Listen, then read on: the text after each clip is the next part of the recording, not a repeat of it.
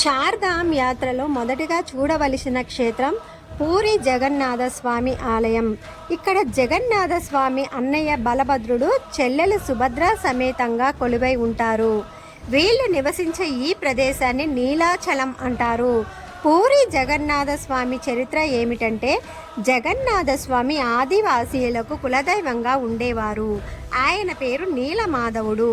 ఆయన ఏ రూపంలో ఉంటారో ఆదివాసీయులకు తెలియదు. ఆయన్ని ఆదివాసీలు ఎవ్వరికి చూపించేవారు కూడా కాదు. అక్కడ ఉన్న ప్రభువుకు జగన్నాథుని చూడాలి అనే కోరిక బాగా ఉండేది. అయితే ఒక పథకం ప్రకారం విద్యాపతి అనే వ్యక్తిని గిరిజనుల దగ్గరకు పంపించి జగన్నాథ స్వామి గురించి తెలుసుకోవాలి అనుకుంటారు చక్రవర్తి. మహా తెలివి గలవాడైనటువంటి విద్యాపతి ఆ గిరిజన తెగ నాయకుడు కూతుర్ని పథకం ప్రకారం వివాహమాడి రోజూ కూడా మామగారిని జగన్నాథ స్వామిని చూపించమని అడిగేవారు. విద్యాపతికి కట్నం కూడా జగన్నాథ స్వామిని చూపించడమే. అల్లుడి కోరిక మేరకు గిరిజన నాయకుడు విద్యాపతి కళ్ళకు గంతలు కట్టి జగన్నాథ స్వామి ఉన్న రహస్య ప్రదేశానికి తీసుకెళ్లారు.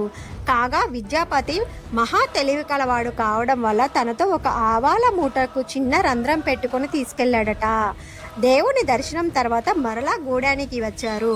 వర్షం రావడం వల్ల విద్యాపతి తీసుకెళ్లిన మూటలోని రంధ్రం ద్వారా పడిపోయిన ఆవాలు మొలకెత్తాయట.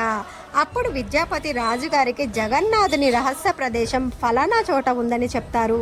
మొలకెత్తిన ఆవాలను ఆనవాలుగా చేసుకుని రాజుగారు రహస్య ప్రదేశానికి వెళ్ళగా జగన్నాథ స్వామి అదృశ్యమైపోయారు.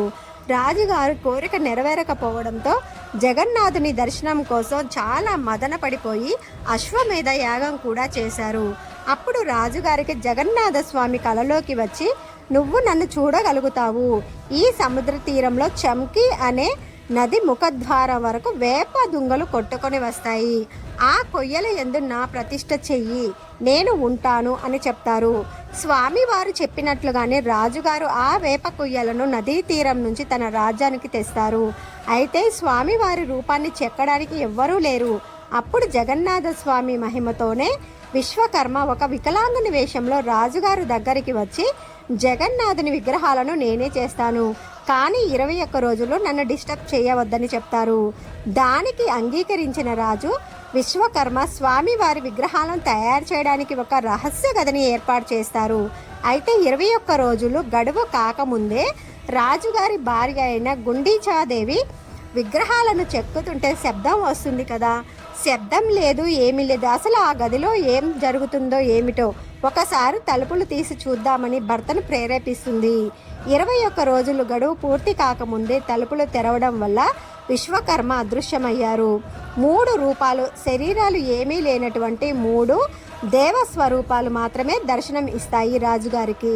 అప్పుడు రాజుగారు అయ్యో మాధవుణ్ణి దర్శించుకోలేకపోయానని బాధపడుతుండగా విష్ణుమూర్తి మళ్ళీ కలలోకి వచ్చి, ఈ రూపాల్లోనే నేను ప్రపంచాన్ని చూస్తానని చెప్తాడట. నన్ను ఇలాగే ప్రతిష్ఠించమని చెప్పారట. అప్పుడు బ్రహ్మదేవుడే స్వయంగా వచ్చి ఆ జగన్నాథ స్వామి ఆ రూపాలను ప్రతిష్ఠ చేశారట. బలభద్రుడు, సుభద్ర, జగన్నాథ స్వామితో సహా సుదర్శన చక్రం ఈ 4 రూపాయల చెక్కతో చేయబడి మనకు దర్శనం ఇస్తాయి. పూరి జగన్నాథ స్వామి క్షేత్రం అత్యంత మహిమాన్వితమైనది. ఈ క్షేత్ర దర్శనం మన పూర్వజన్మ సుకృతం. జై జగన్నాథ స్వామి.